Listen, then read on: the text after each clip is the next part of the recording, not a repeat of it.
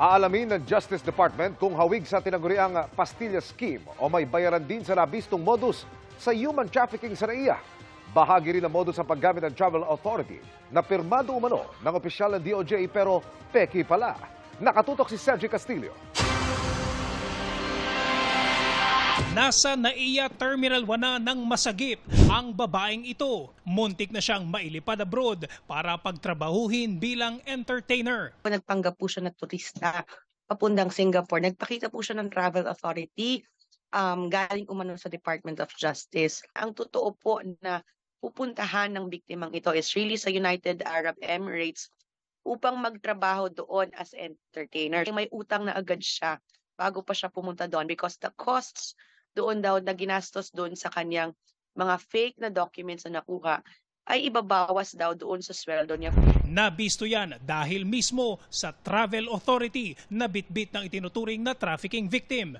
Meron itong letterhead ng Justice Department at pirmado pa di umano ni Justice Undersecretary Nicholas T. na mismong USEC in charge sa Interagency Council Against Trafficking o IACAT na nakatutok sa human trafficking.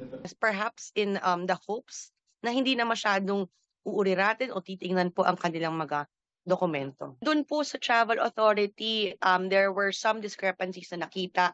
Iba rin po yung pirma ni USEC na nakita po doon sa document. And our agency po is in close coordination with the IACAT. So it was very easy for us to verify if it was indeed issued by the Department of Justice. Yung kanyang documents po ay nakuha niya lamang right before leaving for the airport. So doon po nakuha sa isang fast food chain near the airport.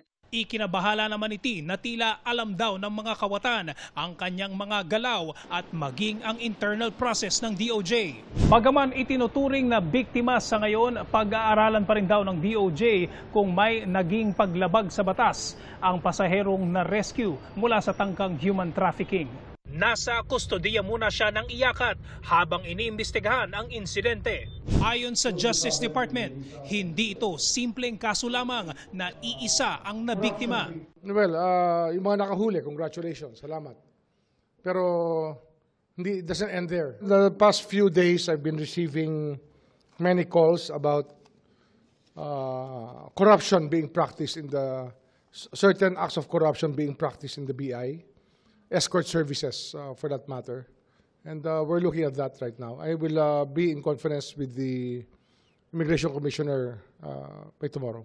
Inaalam din kung halos pareho ito sa dating nabulgar na pastilla scheme kung saan may mga pinalulusot namang dayuhan sa immigration kapalit ng perang nakarolyo sa papel. Wala na sana itong problema ito pero bumabalik eh. The attraction of illicit money is very strong sa mga taong ito. Tiniyak naman ng Bureau of Immigration na katuwang ito ng IACAT para alamin kung sino ang nasa likod ng hinihinalang sindikato sa loob ng Immigration Bureau. Para sa GMA Integrated News, Cedric Castillo, nakatutok 24 oras. Mga kapuso, samahan nyo kaming tumutok 24 oras. Bisitahin at mag-subscribe sa GMA Integrated News sa YouTube. Sa mga kapuso abroad, bisitahin ang GMA Pinoy TV at www.gmanews.tv.